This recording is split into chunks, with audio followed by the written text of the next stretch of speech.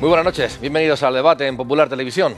Entre el máster de Cifuentes y las andanzas de Puigdemont, la verdad es que se nos quedan como en un segundo plano otros aspectos, otros asuntos de la actualidad que son francamente importantes. Como por ejemplo, se queda en segundo plano que en estos momentos en el Congreso de los Diputados está el borrador de los presupuestos generales del Estado para este año 2018.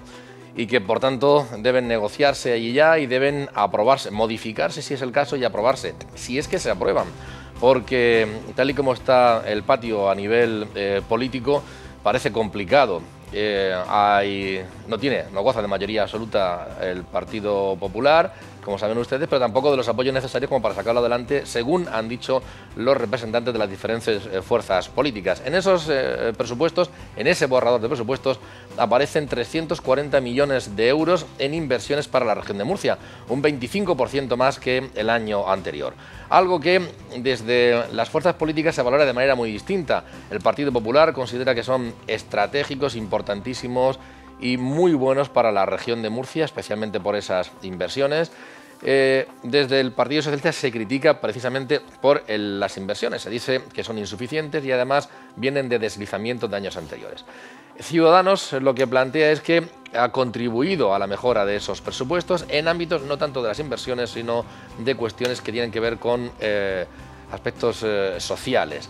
Y los aspectos sociales son criticados por la falta de ellos, por Podemos. Punto de vista muy distinto sobre unos presupuestos que, como digo, conviene analizarlos, pero también conviene analizar cómo están las fuerzas políticas en estos momentos para sacar adelante esta cuestión y otras cuestiones. Lo vamos a hacer con 4 invitados que les presento a continuación. Javier Adán, periodista, El Mundo. Bienvenido, Javier, un placer. Buenas noches. Contar contigo. Encantado de estar aquí con vosotros. Bueno, seguiremos hablando de Puigdemont y de Cifuentes en las próximas horas y días. Lo de Puigdemont parece ser que va para largo, además, ¿no? Sí. Y además, igual lo que tenemos que hablar es de nuevas elecciones. Pero bueno, y lo de Cifuentes, pues yo diría que para muy corto. Ajá. Joaquín Esparren, compañero, periodista, bienvenido, buenas noches. Gracias. Un placer contar contigo. Bueno, temas de actualidad todos ellos, que sí, que parece que esto a estas horas deberían estar los diputados nacionales ahí debatiendo en el Congreso y demás, y no parece que salga la cosa, ¿no? De momento yo creo que vamos a ir a la vía del decreto ley para poder seguir adelante en el gobierno, pero bueno, ya tendremos tiempo. Y sí, lo de Cifuentes va para corto, Javier? Sí, yo creo que sí. Bienvenido. Gracias. Víctor Meseguer, bienvenido, buenas noches, es responsable de la cátedra de RSC, responsabilidad social corporativa, mucho hace falta en algunos ámbitos, ¿no? Sí, corporativa e individual. También. En algunos casos hace falta que la individual, por eso de que el conjunto son la suma de las partes. Ajá. Y pedir responsabilidad social muchas veces a las empresas, a las corporaciones, cuando somos incapaces de demostrarla a nivel individual, y algunos ejemplos tenemos que son los que tú has planteado, pues complicado. Bienvenido. Hay que empezar por la casa. Pablo Blesa es el decano de la Facultad de Comunicación de la Universidad Católica de San Antonio de Murcia, bienvenido, Pablo. Hola, buenas noches, encantado de estar aquí de nuevo en esta mesa. Y a mí, al mismo tiempo que me preocupa el destino de esta político, Cristina Cifuentes en Madrid, al mismo tiempo que me gustaría haber aprobado los presupuestos, porque hace falta que el país cuente con unos presupuestos que además por primera vez son ligeramente expansivos, hay más gasto público y eso creo que es bueno para todavía alimentar más el crecimiento económico. Por otra parte, yo estoy pendiente del tuit de Donald Trump porque es inminente tal vez un ataque norteamericano a bases militares, infraestructuras militares del gobierno de Bashar al-Assad en Siria, y eso puede realmente recomponer y crispar aún más la coyuntura en esa zona del mundo tan importante. De hecho, el petróleo ya ha subido y nos va a costar un poquito más repostar en las gasolineras en los próximos días. Bueno, pues la verdad es que ese tema es otro para poder analizar en las próximas fechas. Vamos a ver cómo queda este asunto de ese posible ataque militar y bueno, y las amenazas también, o las contraamenazas de Rusia, de Rusia, claro, ¿no? Que parece que son muy... Ahora mismo en Rusia se está hablando de guerra nuclear, o sea, en los medios rusos se habla de guerra nuclear, se prepara la población para una confrontación incluso de esas características. Y por otra parte llama la atención como Donald Trump escribe sobre temas tan graves unos tweets con una ligereza extraordinaria, ¿no? Hablando de bombas muy bonitas, muy inteligentes, que van a empezar a llover en pocas horas en Siria. Bueno, pues Ojalá que no tengamos que hablar de catástrofes, de situaciones de este tipo en las próximas fechas, pero todo apunta a que podría ocurrir. Pero bueno, vamos a centrarnos en la cuestión que nos trae esta noche. Joaquín, yo decía, los partidos políticos hacen lógicamente, como es su obligación, ¿no?, una lectura muy distinta de lo que son los presupuestos generales de Estado a nivel nacional y también para aquí, para la región de Murcia. En cualquier caso, todo ello en clave, tanto la configuración de los presupuestos muy electoral como las lecturas políticas que se hacen, ¿no?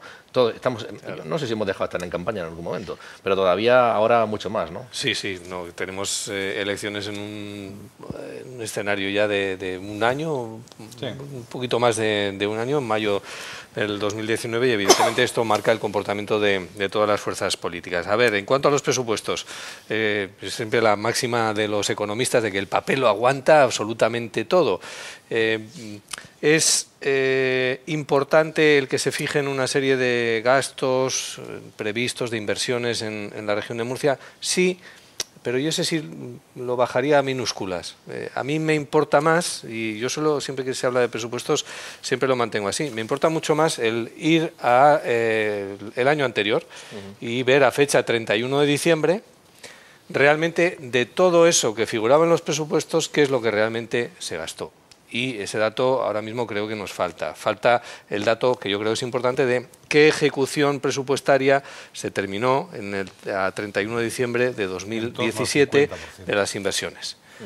Y si es el 50%, como apunta Víctor, evidentemente luego cabe eso, el hecho de que al final los millones se acaban deslizando de una partida o de un ejercicio presupuestario a otro. Pero lo importante es lo que se palpa, ¿no?, lo que se ve.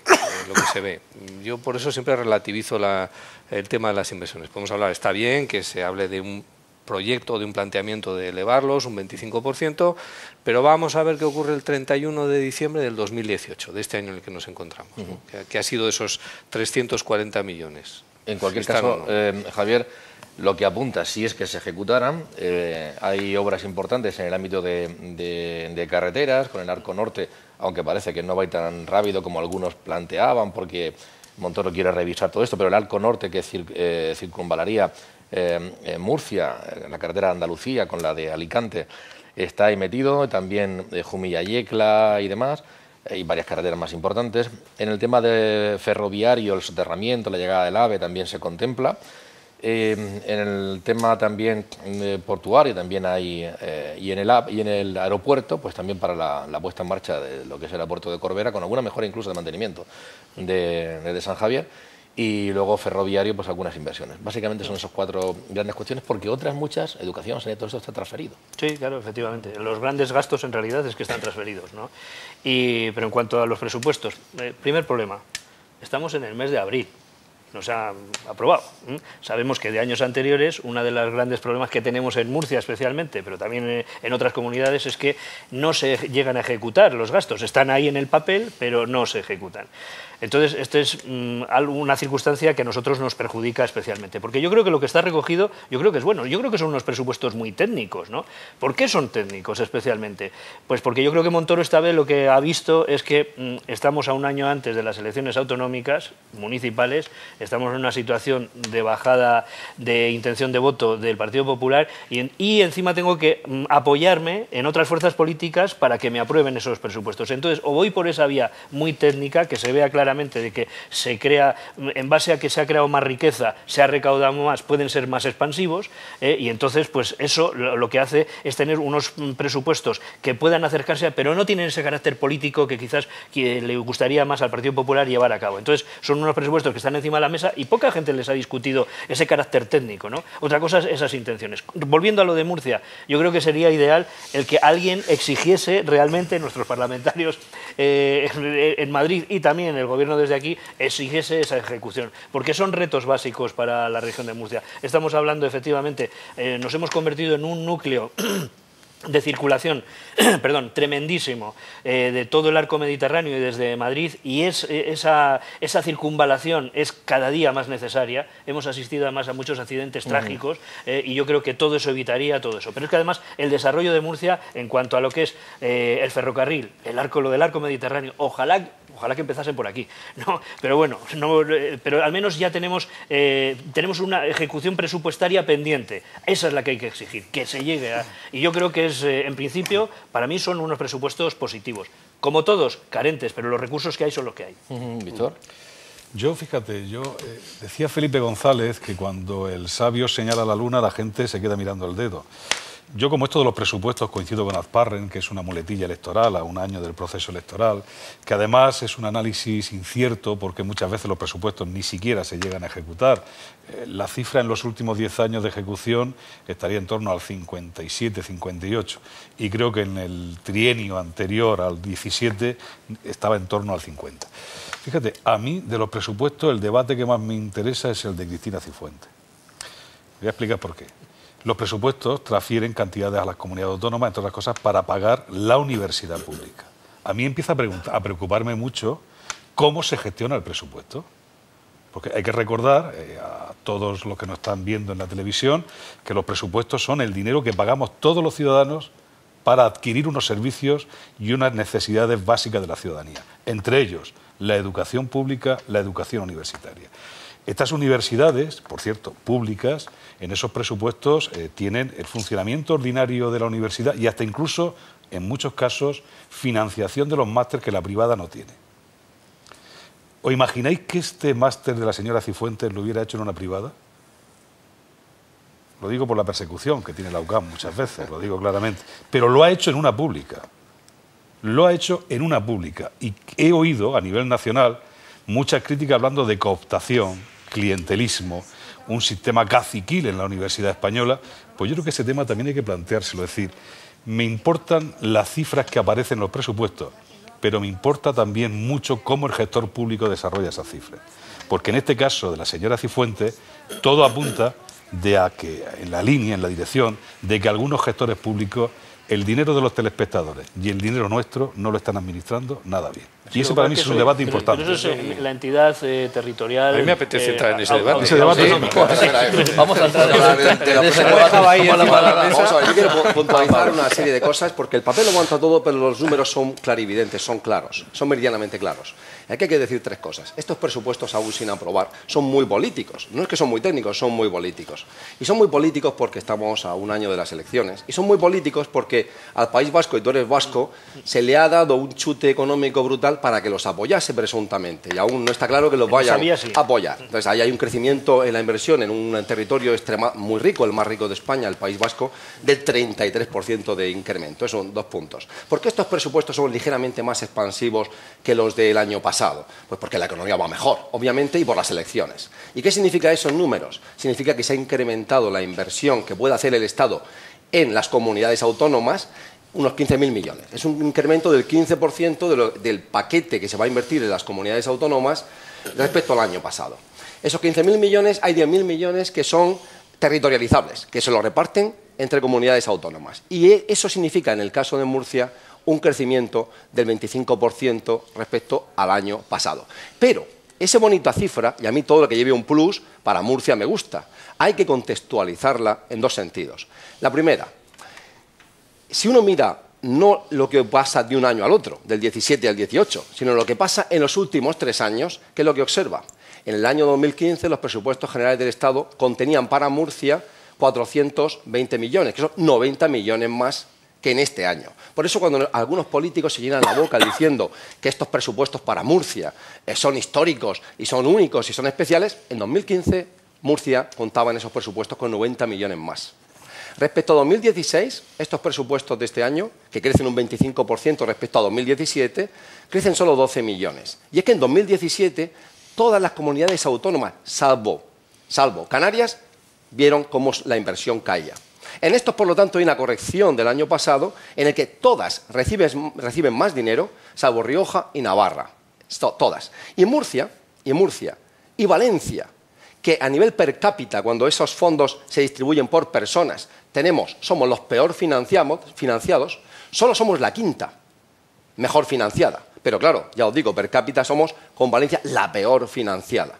Por lo tanto, Sí es bueno que haya un 25% más que el año pasado, pero hay 90 millones menos que en el año 2015, hay solo 16 millones más que en el año 12, que en el año 2016, y hay un crecimiento generalizado, pero aún así, si vamos a la distribución per cápita, seguimos estando muy mal financiados. Por eso quiero apuntar un tema relevante.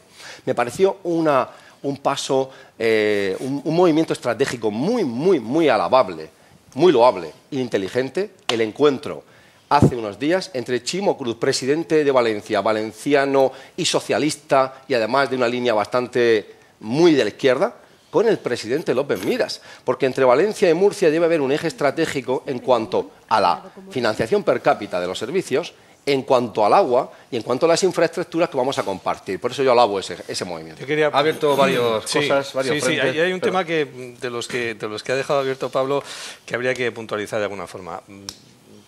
Dios me libre de defender al nacionalismo vasco, pero hay que reconocer que las cosas son como son, porque hablando con gente que vive en el País Vasco respecto de este famoso, a veces Ciudadanos utiliza esa expresión del cuponazo en el País Vasco, o de lo que se ha proyectado como ha sido toda una serie de beneficios hacia esa comunidad autónoma que suponen una afrenta al resto del país. Vamos a ver, explicado por gente que vive allí. Dice, cuando yo les planteo estas cuestiones, ellos dicen, vale, ¿cuál es el grado de economía sumergida que hay en el País Vasco con respecto al resto de España? ¿Cuál es el grado de fraude fiscal que existe en el País Vasco con respecto a España? Al resto de España, se entiende. ¿Cuál es el grado de escándalos de corrupción o de malversación de caudales públicos que ha habido por parte de cargos públicos en el País Vasco, salvo uno de un alto cargo de la Hacienda Foral guipuzcoana? Creo que no se han oído más. Creo que no se han oído más. PIB industrial. El PIB industrial. ¿Cuál es el compromiso que tiene el País Vasco con sus 3 haciendas forales? Con sus 3, porque son las diputaciones las que se encargan de gestionar todo lo que es la política fiscal en la Comunidad Autónoma Vasca, es decir, la de Guipúzcoa, la de Álava y la de Vizcaya, que tienen que vivir con lo que han negociado con el Estado y con lo que recaudan de sus ciudadanos. ¿Cuál es la presión, el aliento en el cogote que... y tú lo sabes además, Javier, también, que siente un ciudadano del País Vasco con respecto a sus declaraciones de Hacienda, a sus declaraciones de IVA? Es decir, tiene una Hacienda tan próxima a él, que lo tiene absolutamente controlado, con lo cual todos esos ratios de fraude, de posibilidades de economía sumergida, bajan rapidísimamente. Y además hay un cupo negociado. Aquí no hay fondo de liquidez autonómica. Es decir, cada hacienda de cada una de las 3 provincias vascas es responsable de cuadrar los números, y si no los cuadra tiene un grave problema. Aquí, en el resto del país, si no cuadras los números, ya está el señor Montoro para traer el fondo de liquidez autonómica. Es decir, esas cuestiones también hay que tenerlas en cuenta cuando se habla del cuponazo y de cuestiones como de favorecer. Yo no estoy abogando por acabar, como sí hace Ciudadanos, que ha amenazado con acabar con la fiscalidad propia de vascos y en cierta medida de navarros también. Pero lo que estoy diciendo es que Montoro concede ese paquete extra de fondos que no existían antes por una razón coyuntural de que sin el apoyo del PNV no van a conseguir, no tienen ninguna posibilidad de aprobar los presupuestos. Luego los vascos son trabajadores, los vascos no defraudan, los vascos son honrados, la economía sumergida. Eso puede justificar que se mantenga el cupo vasco, etcétera. Pero yo estoy hablando que Montoro ha sacado la calculadora y les ha dado 1.000 millones más, grosso modo, porque necesita los votos. Sobre una cuestión, perdóname, que aunque os doy la palabra a los dos, que ha apuntado también, digo, ha visto varios frentes, sobre el encuentro entre Chimo Puig y Fernando López Miras. Hay quien puede considerar que tomar esa posición López Miras puede haber cierta deslealtad, para hablar de financiación autonómica y de agua, fundamentalmente, que han estado hablando, ¿no? Puede haber cierta deslealtad respecto del gobierno central. Hay quien considera que lo que hace falta es un frente territorial fuerte, porque si no, no sé hasta qué punto caso en Madrid. Al final, ¿cómo se juega políticamente? Yo eso lo veo como una operación cosmética. Es decir, a mí esa reunión no me aporta nada. Decía Javier Adán, y lo decía con mucho acierto, que una de las cosas más importantes que nos jugamos los murcianos en este juego, en estos presupuestos, es todo lo que tiene que ver con el arco mediterráneo. Bueno, pues en el arco mediterráneo hay que decir que hablamos de Cataluña, Valencia, Murcia, Andalucía, que quizás, exceptuando Andalucía, el resto de los gobiernos huelen a muerto. Con lo cual, su capacidad de presión para que los presupuestos planificados sean reales es muy escasa. Yo diría más, yo creo que es el momento, un momento especial para que el mundo empresarial tome la iniciativa. Me fío más de lo que sean capaces de hacer los empresarios de Cataluña, de Valencia o de Murcia respecto a inversiones ligadas al arco mediterráneo de lo que puedan hacer los gobiernos, que bastante tienen con sobrevivir. Estamos hablando de gobiernos que tienen un panorama electoral muy, muy complejo. El de Murcia, el de Valencia y el de Cataluña ni lo cuento. Es decir, yo además cuando oigo a la gente, por cierto, yo creo que es un buen momento para que CROEN tome esa iniciativa y ponga al frente, intente llegar a acuerdos con empresarios de otras regiones para reivindicar, insisto, algo que es fundamental para el futuro de esta región, que son las infraestructuras ferroviarias, el puerto de Cartagena, es decir, las autopistas de la información, digitalización, que por cierto, fíjate, ahora tenemos una persona vacante que es Antonio Sevilla, que no vendría mal para encargarle esta tarea. Y luego, cuando se habla a nivel regional de que los presupuestos han mejorado el año pasado y se habla con tanta euforia, yo personalmente pienso, digo, estas criaturas tienen que cambiar de camello. Porque no es cierto, no es cierto. O sea, han fumado y han fumado algo raro. Hay una leve mejoría respecto al año pasado, es decir, pero estamos muy, muy lejos de los presupuestos del 2008. Estamos lejísimos, es decir, no hay motivos para la euforia, más allá de que es un simple dibujo. Y sobre todo, a la que no he entendido, no la entiendo para nada, yo creo que esta mujer cada vez está metida más profundamente en un target de publicidad, es a la consejera Noelia Arroyo. Me parece mucho más sensata la posición de la alcaldesa de Cartagena. Si hay un gran perjudicado en estos presupuestos, es Cartagena.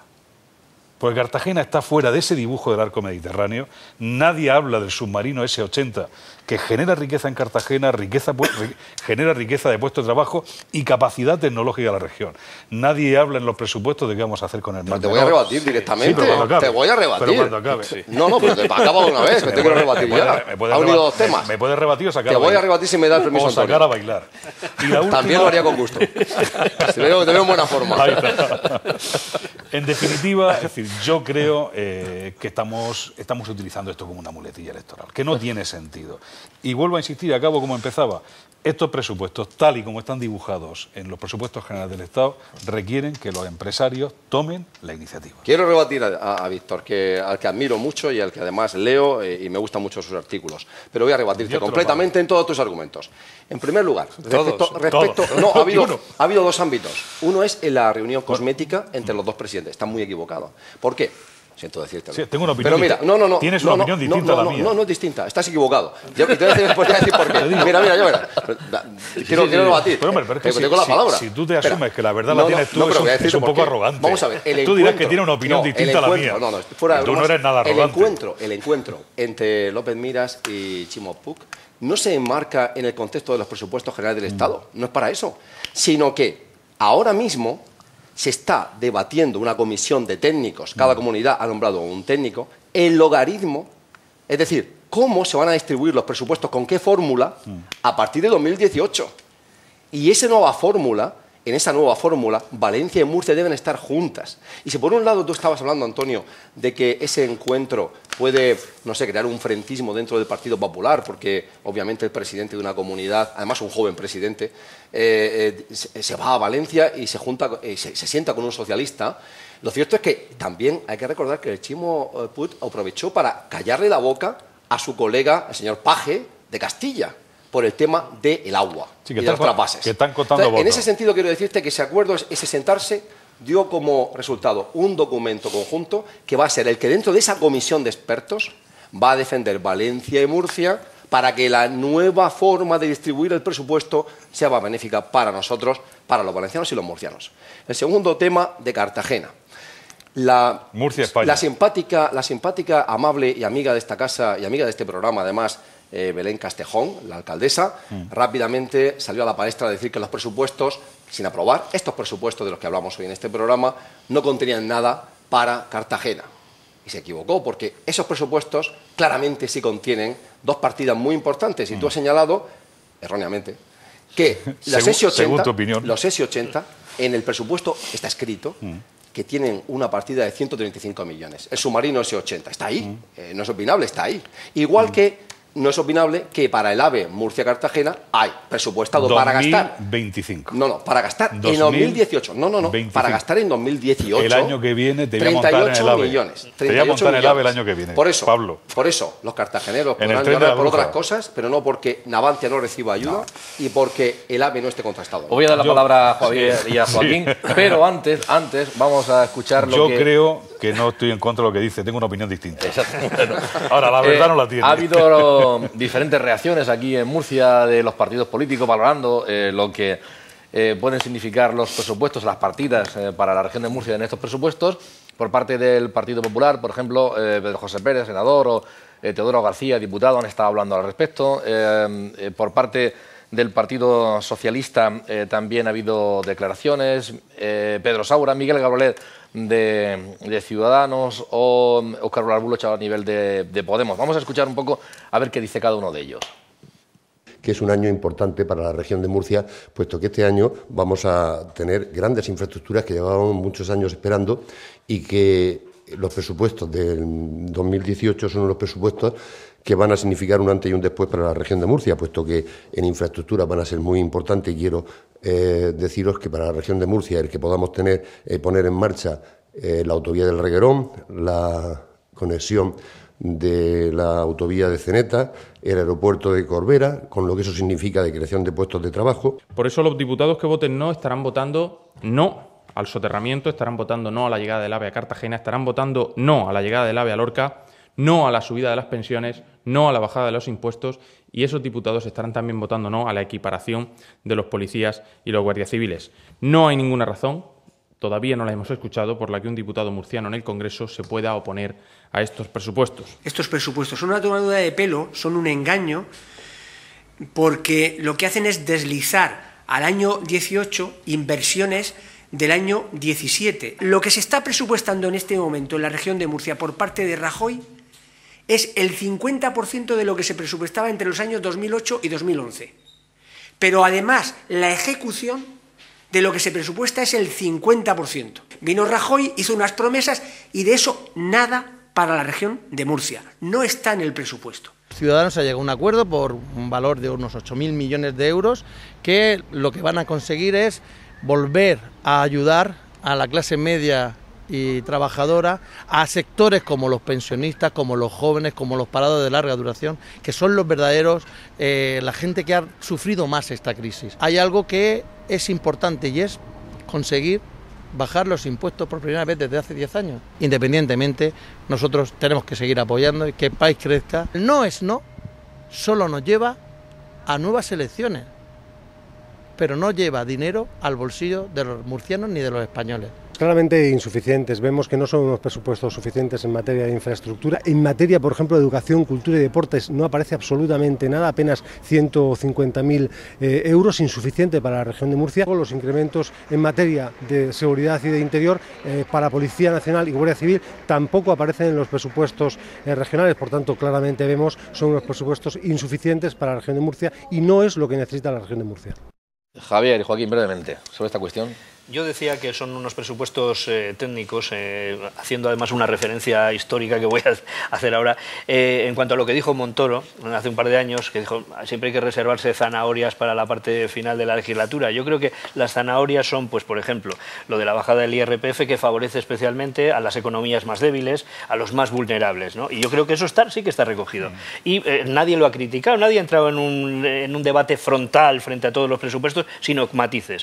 En cuanto a las pensiones, pues también se recoge un aumento de las pensiones de aquellas que tienen mayor capacidad adquisitiva. Es decir, que sí que se puede decir que son unos presupuestos que son expansivos en cuanto a que crecen un poco, y es lógico, porque lo que sí que hay que guardar es el que no nos podemos endeudar como nos endeudábamos en 2008, en 2007, etcétera, etcétera, ¿no? Entonces, además, estamos obligados por Europa. Y entonces, frente a esas políticas que podemos decir de carácter más social, sí que luego están esas otras expansivas. Bien, desde el otro lado, por decirlo así, y situando al otro lado simplemente al Partido Socialista, porque es quien ha puesto encima de la mesa un presupuesto alternativo en algunas cosas, pues por ejemplo, el Partido Socialista lo que dice en sus presupuestos alternativos sería el que daría 300.000 becas más, por ejemplo. Oye, es un detalle que está muy bien, pero estamos hablando de detalles. Por eso digo la parte esa más técnica que otra cosa, no algo que lógicamente los presupuestos, la ley de presupuestos siempre es la que marca la política del gobierno, ¿no? Pero que en este caso yo creo que se ha guardado muchas cosas el Partido Popular que le hubiese gustado hacer, pero como va a tener que pactarlo,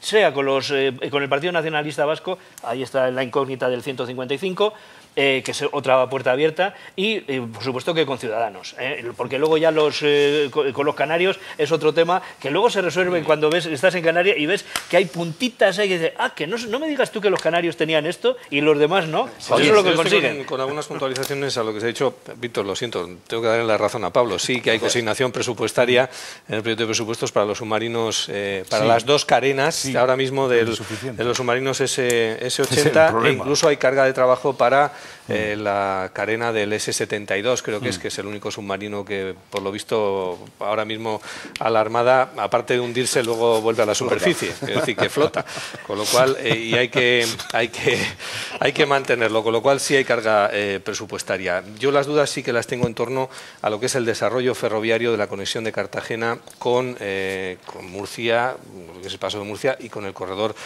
ferroviario del Mediterráneo. ¿Es una infraestructura vital el corredor ferroviario del Mediterráneo? Para Cartagena, sí.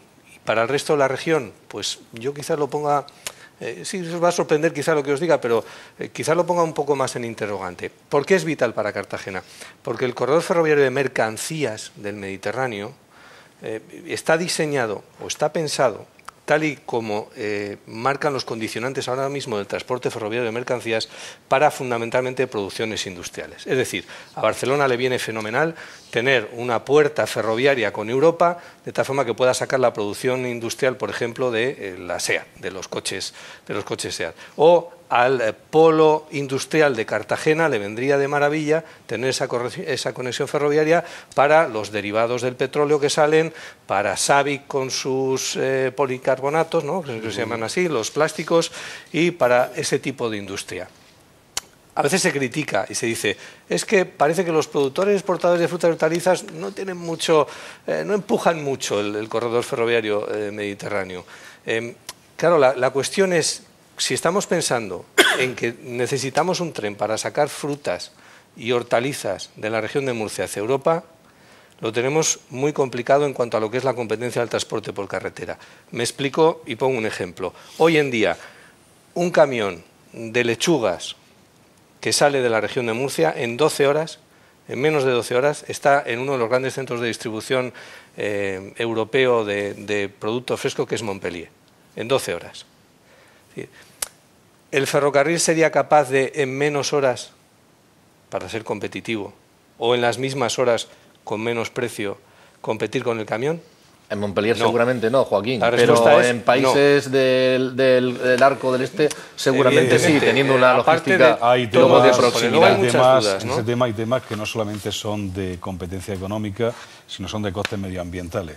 Y el ferrocarril tiene un papel ahí te doy la razón, los costes medioambientales, pero estamos en el coste lechuga. Sí, yo comento dos datos. Y tiempo que la lechuga tiene que llegar fresca al consumidor de París. Es decir. Puede llegar fresca, pero yo comento dos datos que a mí me preocupan en este debate. Uno, el tema de la infraestructura ferroviaria. Lo bueno que tiene la televisión es que de aquí a un tiempo nos volveremos a ver. Y cuando nos vamos a ver podremos evaluar. Posiblemente estemos hablando mucho de la infraestructura ferroviaria de la velocidad alta o la alta velocidad y haya un canje en el actual gobierno convirtiendo la línea tradicional, la de Cieza a Calasparra, solo en mercancías. Lo veremos con el tiempo, ¿vale? Lo veremos con el tiempo. Y nadie está hablando de eso. Y habría que preguntarle a los ciudadanos de Cieza, del Valle del Ricote, de Calasparra, qué piensan de ese tema. Lo digo porque la última vez que hubo una reunión como la de Chimo, con el presidente de Murcia, fue la que hizo Bono. Y si no me acuerdo mal, el resultado fue 5-0. Yo estuve en aquella. Fue 5-0. 5 estaciones de la AVE en Castilla-La Mancha, ninguna en Murcia. Volvemos a conectar con el centro del país y con el arco mediterráneo a través de Alicante. Insisto, vamos a ver qué pasa con la línea tradicional si se convierte en línea de mercancía. Y le preguntamos a los vecinos del compañero que viven en Cieza, y Antonio Semitier pues nos puede dar la razón de ese tema. En el tema del submarino, por favor, hacer un ejercicio, y si estoy equivocado después corrijo, revisar la partida presupuestaria en los últimos años, revisarla, echarle un vistazo. Sí, porque claro, los presupuestos son una cadena que tienes que ir a comparación. Es decir, hay una mejoría respecto a qué, respecto a quién y respecto a qué año. Eso hay que analizarlo también. No, que en eso estamos de porque acuerdo, este dibujo, es... y todo eso sabiendo lo que he dicho antes. Yo he dicho antes, y lo vuelvo a repetir, que en los 10 últimos años, con gobiernos del PSOE y gobiernos del PP, la ejecución no llegó al 58%. Que es un dato que siempre, es decir, frente a un año electoral, uno el dibujo lo hace con gracia. Pero ese dibujo, si no hay presión política, que yo vuelvo a insistir, en el arco mediterráneo no la hay, hay gobiernos inestables y gobiernos débiles, empezando por el de Murcia, alguien tendrá que encargarse de que lo que está dibujado en el papel se convierta en una aplicación real. Y vuelvo a hacer un llamamiento a los empresarios. Creo que son los únicos capaces de hacerlo. Sobre esta cuestión, y hablando precisamente de, no los empresarios, pero sí los economistas, la Universidad Católica y AMEFMUR han organizado precisamente hoy jueves un acto de presentación de un libro sobre fiscalidad, en la que ha participado Ricardo Martínez Rico, que ha sido secretario de Estado de Presupuestos. Hemos hablado con él sobre dos cuestiones, sobre fiscalidad y sobre presupuestos, para recoger su opinión, que es la siguiente. Yo creo que es muy bueno que sintamos que hay estabilidad económica. Y para sentir que hay estabilidad económica sería bueno que haya un presupuesto. Y luego, claro, el presupuesto contiene una serie de medidas interesantes para la empresa, para la financiación de la economía, para la financiación de las regiones y para también pues, el conjunto de los españoles cuando hace propuestas de mejora del IRPF, de mejora de las pensiones más bajas. Yo creo que son unas medidas apropiadas, unas medidas acertadas en este momento económico. Pero ha de salir aprobado el presupuesto. Propuestas se refieren a una rebaja en el IRPF para determinados niveles de renta, que es una rebaja sensible, y la subida de pensiones propuesta también. Y luego hay proyectos de infraestructura que deben de financiarse, financiación permitida a comunidades autónomas como es Murcia, que necesita esa financiación a sus ayuntamientos para que hagan proyectos, es decir, todo eso lo debiéramos de notar los ciudadanos. Y la economía está en un contexto muy positivo. La situación económica, llevamos 3 años creciendo al 3%, nosotros desde nuestro despacho pensamos y hemos pensado desde hace meses que este año también creceremos al 3%, los datos que he visto de Murcia demuestran un crecimiento por encima del 3%, y para que ese crecimiento se consolide, yo creo que el empresario, todos nosotros lo que necesitamos es ver un entorno y un contexto de estabilidad. Y a esa estabilidad le ayuda a que las leyes salgan adelante. Y la ley de presupuestos es de las leyes más relevantes. Si hay estabilidad, si esa ley sale adelante, pues todos nosotros, los que tomamos decisiones de crecer, de crear empleo, de contratar, somos las empresas. El contexto de estabilidad nos ayuda mucho a tomar esas decisiones. Yo creo que en un contexto de crecimiento y de creación de empleo, las pensiones están aseguradas.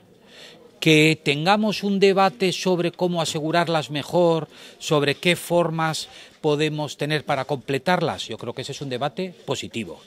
Pero el compromiso de pensiones debemos de tener todos la seguridad de que es un compromiso firme. Claro, y todo el tema de los presupuestos saldrá adelante pues, en función de los acuerdos, los pactos y de cómo de fuerte se sienta cada partido político. Vamos a ver los sondeos que han publicado estos últimos días en la prensa nacional. El Mundo, El País, por ejemplo, este es el sondeo del País. Verán ustedes que Ciudadanos, creo que por 4º mes consecutivo, continúa liderando la intención de voto, un 28,7%. El Partido Popular ha descendido al 20,4%, también ha descendido ligeramente a 19%.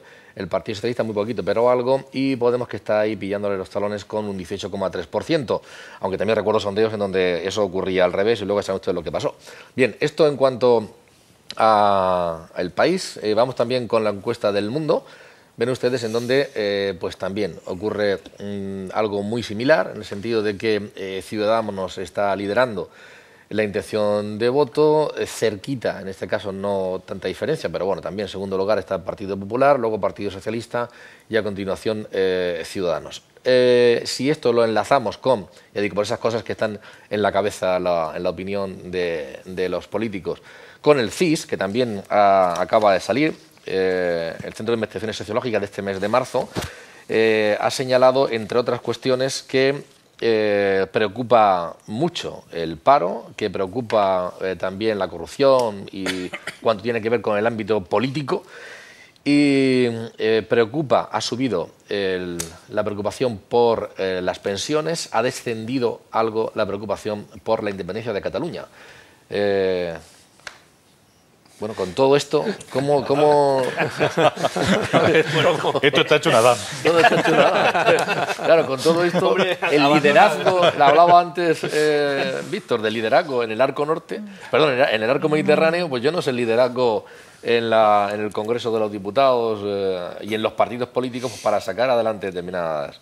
Hombre, la parte política que recogen las encuestas, yo creo que lo que sí que muestran claramente es una tendencia. Luego que los resultados, eso se vean reflejados en escaños, es otra cosa, porque sabemos que la ley electoral, luego pues hay en algunos sitios en los que Ciudadanos no va a estar presente o tienen menos posibilidad de conseguir ni siquiera un diputado. Entonces, bueno, pues todo eso varía. Sí que me gustaría tener alguna encuesta más grande de lo que es la región de Murcia, porque aquí sí que el efecto es al contrario, como es ahora circunscripción única, sí que esa encuesta puede ser más real. Pero que en cuanto a la proyección que puede tener eso en los presupuestos y en la política a desarrollar ahora mismo de aquí hacia adelante, pues hombre, yo me imagino que el Partido Popular lo que tendrá es mucho cuidado con quien le está en algunas encuestas adelantando y en otras le está soplando en la nuca, ¿no? Entonces, todo eso, ¿qué es lo que hacia dónde les puede llevar?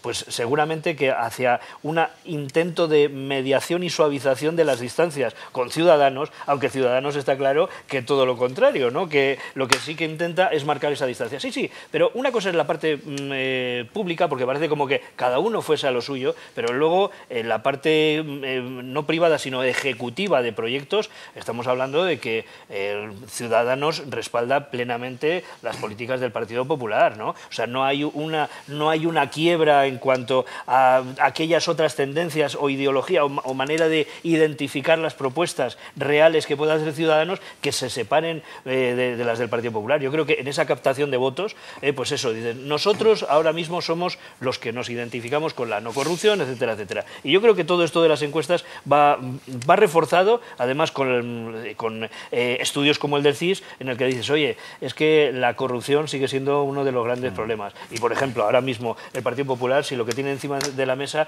es un acto de corrupción con Cristina Cifuentes, ¿no? No, yo, presunta. Por ponerle un punto a... Hoy estoy de contrapuntos, Víctor, lo siento. Lo hace muy bien. Yo no comparto tu opinión de ese protagonismo del empresariado en lo que son las grandes obras de infraestructura. Y pondría muy en entredicho la participación en las grandes obras de infraestructura de eso que ahora se lleva, que no es tan nuevo, de la iniciativa público-privada. Cuidado, porque el señor Montoro está repasando ese plan de inversiones estatal en carreteras especial que contempla la inversión público-privada. Era una de las noticias de estos días. Porque hay dos experiencias muy negativas que vienen ya de años anteriores. Una, las radiales, la autopista Cartagena-Vera, participación público-privada en grandes infraestructuras que ha salido como ha salido y nos está costando a todos los españoles los miles de millones, 2.500, 3.500 millones de euros en supuestas indemnizaciones o reparaciones. Segundo, el depósito subterráneo de gas Castor frente a las costas de Castellón. Otra inversión estratégica público-privada que al final sale rana. De ahí que pasa, Joaquín, que son cuidado con la rentabilidad y cuidado con la rentabilidad de esas obras de infraestructura. Aquí son cosas distintas, Joaquín. Una cosa es que los empresarios, ejerzan de lobby para que los presupuestos se apliquen, y otra muy torticera, de la que yo no he hablado y alguna experiencia en Murcia, es que los empresarios esa influencia la apliquen para ejecutar la obra ellos. Yo de lo segundo no he hablado. Por eso, vale. Entonces, echas la puntualización. Yo tengo los empresarios, al final el artículo 7 de la Constitución, a empresarios y sindicatos le da una función de representación de los intereses económicos y sociales que le son propios. Por eso cuando se hablaba del arco noroeste, con ese tipo de participación, esa función de lobby, yo tengo mis dudas. Pero tengo mis dudas. Como lobby yo creo que ha funcionado muy bien, porque el corredor mediterráneo que tenga presupuesto y tenga reflejo en este presupuesto, que es justamente por toda esa fuerza que han hecho. Pero que luego se pague por reconducir ese tema también lo podemos montar. Y luego me pido para Nuestro moderador nos ha propuesto un tema que ha abordado Javier. Luego vosotros lo habéis llevado a otro campo. Vamos a seguir las propuestas de nuestro moderador. La verdad que sí, estamos analizando los resultados de las encuestas de los periódicos y también de... Yo voy a seguir la tuya, y ahí, hazlo y te irá mejor. Ahí que quiero, yo lo que quiero es contrapuntear lo que ha dicho Javier, que en muchas cosas estoy de acuerdo, pero para mí se trata de lo siguiente. Todas las encuestas apuntan que Ciudadanos sobrepasa al PP. La oposición actualmente dice que Ciudadanos moteja y de hecho critica, estigmatiza a Ciudadanos como la muleta naranja del PP. La pregunta es si después de las elecciones próximas, ¿quién va a ser muleta de quién? Si gana Ciudadanos, si el PP aceptará ser la muleta azul del Partido Naranja, porque supuestamente, como ha dicho Javier, las políticas de estos dos partidos no difieren tanto y al final terminan apoyándose. Eso por un lado. Por el otro, es cierto que el calendario judicial no está, y el escándalo Cifuentes añadido, no está ayudando mucho a que el PP tenga la capacidad que está buscando de proyectar la regeneración. Se van a Sevilla, hacen un enorme cónclave en Sevilla, quieren proyectar la imagen de un partido nuevo, llevan a figuras jóvenes como nuestro presidente regional, lo sientan en las mesas de postín para que se vea a un hombre joven en el PP. Pero todo esto estalla y se vuelve en un boomerang debido al caso Cifuentes. Tenemos a Ricardo Costa declarando todavía en comisiones. Pablo, todo eso lo va a usar todo el mundo, porque sí, los seres, con la figura de expresidentes ahí sentados, también va a ser usado políticamente. Pero ha sido aplastado por el tema Cifuentes. Pero Pablo, yo lo que estoy diciendo yo lo que estoy diciendo es que tenemos elecciones en un corto plazo de tiempo y que las encuestas están diciendo que va a ganar Ciudadanos. El PP está intentando revertir esas encuestas y está teniendo dificultades. Y lo que yo no sé por lo que respecta a Ciudadanos es si, como le ha pasado con anterioridad, la intención de voto la canjean por votos efectivos, porque hasta ahora no lo han conseguido. Hasta ahora la expectativa era buena. Y otro tema respecto a las preocupaciones de los españoles, que es el segundo tema. La preocupación número uno es la que llama la atención, que es las pensiones. Ese es nuevo tema. Ha crecido 20 puntos. El desempleo. No, pero está después. Las pensiones, más preocupante. La pensión es la que más ha subido. El que más ha subido. El que más ha subido ha sido la. Pero respecto a las pensiones, llama la atención dos cosas. Una, en el presupuesto de que estamos hablando aquí hoy, estamos debatiendo, 41% del presupuesto va a pagar pensiones. Es el paquete con diferencia más importante. En segundo lugar, vamos a sociedades... No estaba en la agenda política, claro, porque al final, con el final de la crisis, los colectivos que creen que han perdido poder adquisitivo lo están reclamando. Y aquí, a mí lo interesante para mí es esto. Ha habido manifestaciones en muchos puntos de España y especialmente agudas en el País Vasco. Y lo cierto es que han torcido la mano del gobierno, que ha incrementado un poquito las pensiones. Pero vamos hacia sociedades envejecidas, como es evidente, vamos hacia retrasos en las jubilaciones, que van a ser después de los 70 años, y ciertamente no hemos encontrado la fórmula para garantizar a las próximas generaciones unas pensiones dignas. Ese es el problema. Yo voy a hablar sobre el sondeo. Quería preguntar una cuestión. Pero también quería plantear el tema de es verdad que, bueno, cualquiera sabe respecto a los sondeos qué va a pasar luego en la realidad, pero es verdad una cuestión, y es que Ciudadanos... bueno, que primero son las, aunque mejore los resultados respecto de elecciones anteriores, pero que primero son las autonómicas y luego las estatales.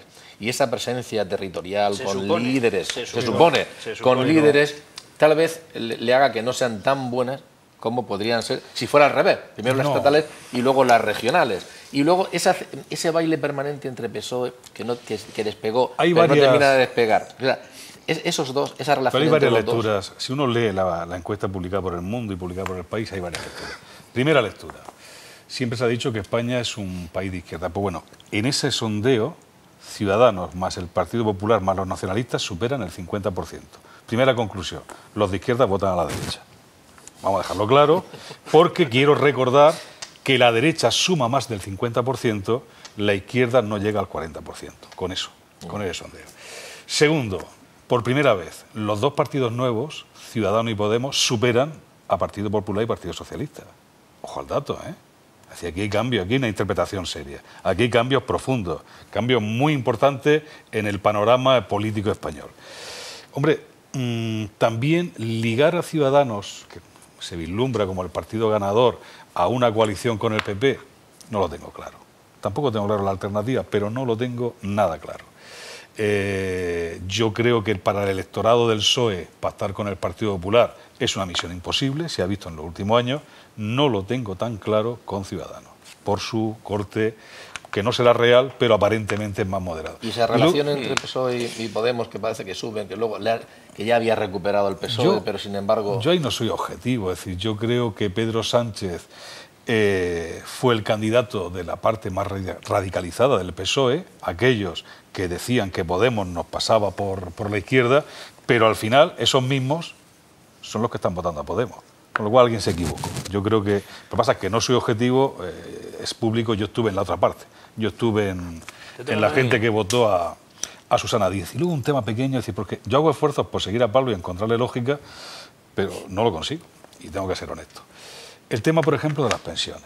El tema de las pensiones, yo quiero recordar que las pensiones las están pagando todos los meses los 5 que estamos aquí en la cuota social de nuestra nómina. Es más, las pensiones, la hucha de las pensiones, se ha utilizado en los últimos años para pagar otros servicios públicos. Vamos a ser claros y honestos. Y planes de empleo. Y planes de empleo y temas donde no se llegaba. Es decir, que, ojo, estamos hablando del capítulo más importante de los presupuestos, pero tenemos que dejar bien claro que en este sistema de reparto que existe en España, ese capítulo, todos los meses lo pagamos los trabajadores y además lo hemos pagado para que hubiera una reserva, sabiendo que el baby boom, que es la época que nos tocó a nosotros en el 2030, 2028, 29, 30, hay un colapso porque vamos a ser 20 millones de pensionistas y 15 millones de población activa. Y porque la media de vida en España es de 86 años. Hay muchas cuestiones que... Y lo otro. Hay que pagar 30 años a la gente de sus pensiones. Entonces yo creo que esos temas... Antonio, yo espero mi turno, ¿eh? Sí, ya lo tienes. No. Después me lo pido. Yo soy muy formal y... Sí. Es que Pablo impone mucho. Sí, pero a mí me gusta meterme con Pablo también. A ver, Pablo... por el tema de... Lo has citado de pasada, el tema de Cifuentes, solamente por puntualizar. Vamos a ver, los problemas no le crecen al Partido Popular cuando llega a Sevilla por generación espontánea. Los problemas los crean las propias personas que están dentro del Partido Popular. Porque hay un ejemplo muy claro, en el caso Cifuentes. El caso Cifuentes corre paralelo en los últimos días al caso que no lo es Pablo Casado. Pablo Casado se le dice, no, tal, el mismo máster, no sé qué. Pablo Casado sale a los medios de comunicación con todos sus papeles, con su trabajo de fin de máster, y se ha acabado el asunto Pablo Casado. Cristina Cifuentes, si no sale con los papeles, no sale con su trabajo fin de máster, y no sale en las mismas condiciones de la documentación de Pablo Casado, se tenía que haber ido a casa. Luego, el problema que se le genera al PP en Sevilla no viene por generación infusa, sino que viene porque hay una persona que se está resistiendo, a, primero, explicar lo que tiene que explicar, si es que tiene argumentos para explicarlo, y si no, por no haberse ido a casa. Y segundo, con el tema sobre el tema de las pensiones, de lo que estabais apuntando, solamente un pequeño dato, en la línea de lo que apuntaba Víctor, es decir, de la caja y de la famosa hucha de la Seguridad Social se ha ido sacando mucho dinero. ¿Y cómo se ha hecho? A base de, por ejemplo, subvencionar todas las cotizaciones a la Seguridad Social para creación de empleo, que está muy bien que se subvencionen esas cotizaciones, siempre y cuando las cotizaciones no se hubieran sacado, es decir, no se hubieran dejado de meter en la hucha de la Seguridad Social, sino que se hubieran sacado de los presupuestos generales del Estado y se hubieran insuflado en la Seguridad Social. Es decir, empresario al que se le bonifica por un trabajador un 50% o un 75% de su cotización a la Seguridad Social, que se le haga, que se le practique, pero que esa cantidad no se merme en la Seguridad Social, sino que el presupuesto del Estado coja esa cantidad y la ponga en la hucha de la Seguridad Social. Probablemente ahora mismo habría un poquito más de dinero en la hucha de la Seguridad Social. Es uno de esos una última cuestión. Estamos fuera de tiempo. Te voy a dar la palabra. Pero una última cuestión, Pablo, para terminar. Sí, porque ha vuelto a hablar de Cifuentes y en el ámbito académico de los que... ¿Y por qué va a terminar con Pablo? No termina conmigo. Es su última intervención. Voy a terminar con él. Es que te entendió mal. Bien, Pablo, sobre el ámbito académico, sobre esta cuestión, ¿qué te parece? ¿Cuál es tu punto de vista? Ha salido varias veces encima de la mesa y, lógicamente, tú eres la persona más... Creo que hay que decir lo siguiente. Las universidades, como los partidos políticos y otras organizaciones, son instituciones muy complejas. Con esto quiero decir que cuando se señala una institución con el nombre completo, Universidad Rey Juan Carlos, y se la pone en la picota y además se habla de chiringuito, etcétera, Aunque es inadmisible que en un departamento de una universidad un señor que dirige un máster tolerase las supuestas aberraciones que parece que puede haber cometido Cristina Cifuentes, es cierto que es triste que eso permee a miles de profesores en una institución con 40.000 alumnos, 2.000 profesores, que parezca que todos lo hacen mal. Eso quiero romper solo ese punto. 2. Me parece terrible que una institución sea capaz de expedir un título si tales aberraciones académicas han sido cometidas, no hechos los trabajos, por una candidata, se llame como se llame. Que alguien pueda, una institución oficial pública, pueda expedir un título oficial diciendo que un alumno que presuntamente no ha hecho lo que tenía que hacer, lo ha hecho. Eso es muy grave, gravísimo. Tiene, por lo tanto, una responsabilidad grave la institución. Por eso está en manos de la Fiscalía. Luego, obviamente, es terrible que una persona aceptase el regalo de recibir un título por un trabajo que no ha hecho, por unas clases a las que no ha asistido. Como profesor en esta institución nuestra, y ahí, por supuesto, esta noche voy a terminar hablando de por dónde ha empezado este debate, Víctor, que es que efectivamente, si esto sucede en una universidad privada, la desollan en público. Y, sin embargo, pues ha habido quien ha intentado cubrir estas realidades. Me parece muy mal, por lo tanto, que ya la persona individual que recibe un título por cosas que no ha hecho y que no ha sido capaz de demostrar que ha hecho, luego llega su colega de partido, Casado, y rápidamente presenta los trabajos, porque, diré algo, voy a hablar de lo que yo hago a diario. Yo fui ayer a una clase de máster. Pasé, por supuesto, una hoja de firmas. Los alumnos tienen que venir y tenemos evidencias de que han estado o no. Y lo controlamos y lo valoramos. En segundo lugar, me parece asombroso que no se encuentre un trabajo fin de máster, porque nosotros aquí pedimos 4 ejemplares. Aparte, tiene que haber forzosamente un diálogo electrónico entre el director del trabajo del alumno X, en el que tiene que haber un intercambio, unos encuentros pautados en una agenda. Es muy difícil no encontrar material de correo electrónico donde ha habido un contacto entre un director de un trabajo y su pupilo, en este caso. Y, por supuesto, no tener ninguna evidencia siquiera en PDF de un trabajo que has tenido que imprimir 5 veces, aquí no encontrarlo me parece casi imposible. Entonces, no poder producir el trabajo, no poder presentar un trabajo, me parece muy grave. Y quería simplemente decir esto. Aquí ha habido otro actor importante que es la CRUE. Y la CRUE, es decir, la Conferencia de Rectores Españoles, ha hecho algo bien y ha hecho mal. Ella algo mal. La CRUE ha ido a la Rey Juan Carlos simplemente como observador externo, a verificar que los procedimientos se han ejecutado bien dentro de la universidad. Pero ayer se pasó de la raya pidiéndole a Cifuentes que dimitiese. No es la función de la CRUE pedirle a Cifuentes que dimitiese. Y luego está la Fiscalía, donde una de las profesoras dice que nunca vio a Cifuentes, que nunca estuvo en su trabajo, que nunca firmó un acta, y obviamente ya estamos hablando de una cuestión judicial que se dirimirá en un juzgado. Y en 2 cuestiones que no da tiempo para más, da para otro debate, pero me gustaría que, además, lo elegéis vosotros. ¿Cómo va a terminar la cuestión o qué repercusión, a qué daño le puede causar al Partido Socialista el caso de los ERES? ¿Y qué va a ocurrir en los próximos días con el tema de Puigdemont? No sé. ¿Qué opináis vosotros? Pues hombre, el caso de los ERES, que estamos asistiendo a un juicio paradójico... ¿Es algo pasada ya? ¿Es de líderes antiguos? No, yo creo que no. ¿Está descontado? Otra cosa es que sí que repercuta cómo ha sido toda la instrucción, porque como aquella instrucción se convirtió en una macroinstrucción, sí, y luego ha habido derivadas por ahí, pero bueno, sí que estamos asistiendo a circunstancias paradójicas en cuanto a las expresiones que están teniendo delante del tribunal algunos altísimos miembros muy destacados del Partido Socialista y con responsabilidades de gobierno en Andalucía, ¿no? En el que dices, hombre, parece usted está de presidente o estaba como Griñán o estaba como consejero, y de verdad es que al final ni los consejeros ni los presidentes se enteran absolutamente de nada. Las cosas pasan alrededor suyo y ya está, y por lo tanto no tienen ninguna responsabilidad. No sé, espero que los tribunales sí que den cuenta de todas esas circunstancias y que nos las aclaren. Pero bueno, ha sido a día de hoy presuntamente el mayor escándalo de corrupción que ha existido en toda la democracia hasta ahora, y veremos a ver lo que dicen los tribunales. ¿Cataluña?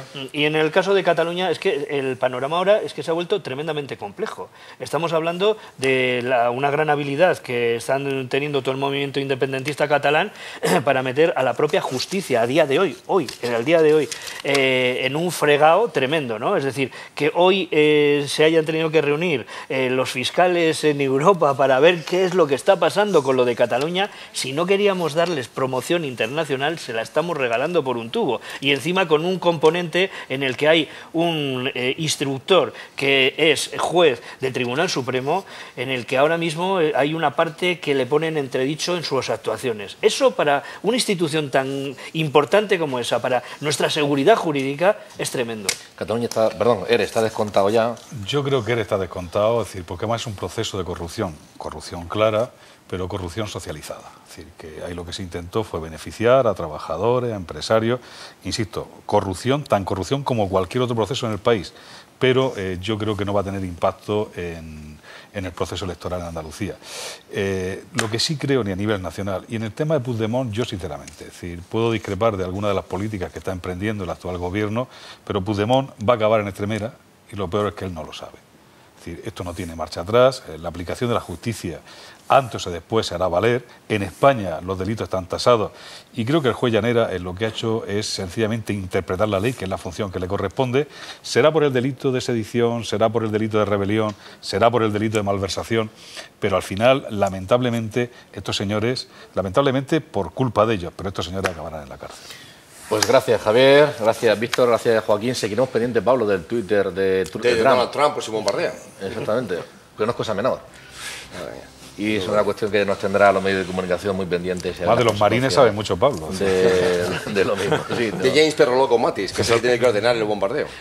Secretario de Defensa. Bueno, que no apunten para acá. Que no miren de Murcia. Bastante tenemos. Muchas gracias a los cuatro, también a ustedes por habernos seguido. Volveremos el próximo jueves. Buenas noches.